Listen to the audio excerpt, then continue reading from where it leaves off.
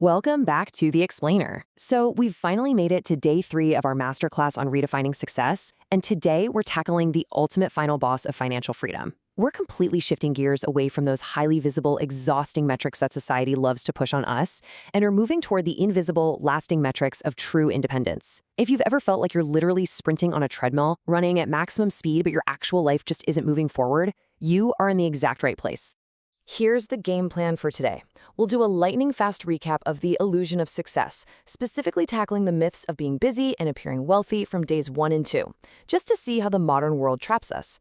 Then, we're going to dedicate the vast majority of our time to our day 3 climax, Myth 3, Staying Rich, which is the ultimate test of survival. Finally, we'll synthesize the whole shebang into a practical blueprint you can use right away.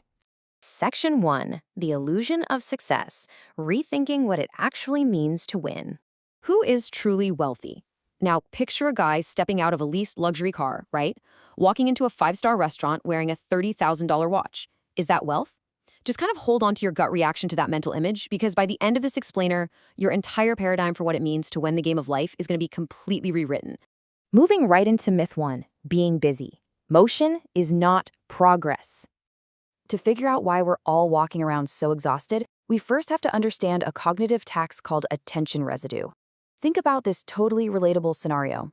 You sit down to crush a really complex, important project. 5 minutes in, you're like, let me just quickly check my email, and you see a slightly vague, stressful message from your boss. You immediately click back to your project, but honestly, a huge chunk of your brain is still stuck processing that email. That unfinished mental loop is actively degrading your concentration. You are physically staring at your work, but cognitively, you're completely fragmented, which makes actual problem-solving incredibly draining. It's literally night and day between these two psychological states. You've got the distracted worker operating in this breathless, high-anxiety state, frantically switching tabs, clearing out low-level tasks, and ending the day completely wiped out with zero forward motion on their real goals. On the flip side, consider the calm, methodical piece of the master craftsman. Their competitive advantage isn't just raw intellect. It's honestly just the sheer discipline to endure the initial boredom of a single task. They close the door, they ignore the cheap dopamine hits of social media, and they sink into an intense flow state where real needle-moving progress actually happens. This idea from Cal Newport absolutely hits the nail on the head regarding our modern economy. Because distraction is now the default setting for like 99% of the population, your ability to focus uninterrupted isn't just some nice productivity habit anymore. It is a rare, highly compensated superpower. It's massive leverage. We've got to stop measuring our days by the sheer volume of tasks we touch and start measuring them by the deep, meaningful output we actually produced. All right, on to Myth 2, Appearing Wealthy, the invisible difference between rich and wealthy. This is our quick look back at the day 2 prerequisite, conquering the ego.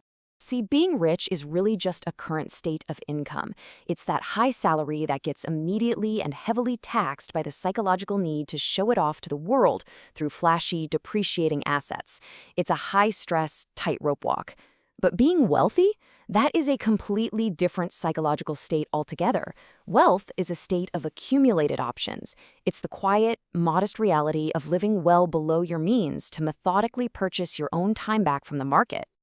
True wealth is the money you choose not to spend, the investments nobody sees. It's deeply, beautifully anticlimactic. It's the fully funded index fund portfolio. It's the fact that you don't have a car payment hanging over your head.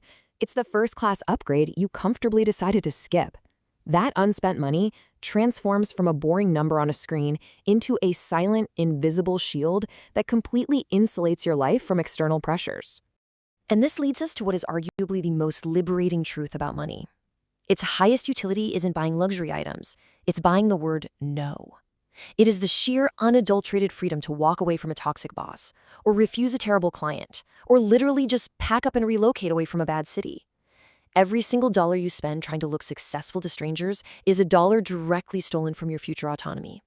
Which brings us to the absolute centerpiece of our Day 3 masterclass, Myth 3, Staying Rich. Getting rich is easy. Staying rich is hard. We absolutely have to unpack this paradox, because it is the graveyard for so many incredibly smart, ambitious people. The psychological traits required to generate wealth and the traits required to keep it are completely at odds. Think about it. To make money, to start a business, invest aggressively, launch a product, you need audacious optimism. You have to believe you can beat the odds. You must embrace risk and lean into an ego that tells you your vision is right. But keeping that wealth, once you've captured it, that requires a violent pivot in your mindset. To stay rich, you have to immediately strip away the ego and replace it with profound humility. You have to introduce a healthy dose of paranoia and fear, respecting just how fast markets can turn and fortunes can evaporate. The absolute tragedy of modern finance is that the exact same personality traits that carry you to the top of the mountain are the ones that will throw you off the cliff if you don't actively swap them out for survival mechanics. Financial writer Morgan Housel frames this dynamic perfectly. Just imagine the psychological agony of the arrogant investor. They take massive swings, chase a spectacular 50% return, feel like absolute geniuses, and upgrade their lifestyle accordingly. But because they just can't turn off that aggressive risk appetite, a single market correction or over-leverage with stake eventually vaporizes 80% of their net worth. The emotional devastation is immeasurable. Meanwhile, the surviving investor is over there happily accepting a boring, completely unsexy 10% return. They don't care about beating their neighbors. They don't care about looking like a Wall Street prodigy. Their only goal is to stay completely out of the blast zone, avoiding catastrophic errors so they can let the slow, unstoppable gravitational force of compounding work its magic over a 30-year timeline. Because at the end of the day, managing your money is fundamentally just managing your ego. If your lifestyle and your vanity upgrade at the exact same pace as your income, your functional wealth remains zero. You're literally just running faster on a way more expensive treadmill. But the wider you can stretch that gap, earning highly while living quietly, the more rapidly you secure absolute, unbreakable freedom. The reality that getting money requires taking risks, but keeping it requires the complete opposite, that is the absolute core thesis of our Day 3 focus. Survival is hands down the single most underrated financial skill on earth. Culturally, we obsess over the entrepreneur who makes $1 billion in a single lucky year, but we totally ignore the quiet millionaire next door who simply navigated 3 decades of recessions without ever losing their capital. The goal was never to win the game just once and flame out. The goal is to stay in the game indefinitely. Let's bring it all together. Section 5, Your Blueprint for Freedom, featuring 3 daily challenges to reclaim your life. Let's make this highly actionable. Tomorrow morning, I challenge you to put your phone in another room, set a timer for 90 minutes, and just experience the raw power of pure, unfragmented concentration. Leader, look objectively at your last 30 days of spending. Find just one recurring expense that you bought entirely for social approval rather than intrinsic value. Cut it. Now, vividly imagine the profound, cumulative relief of taking that redirected money month after month and pouring it straight into an investment account.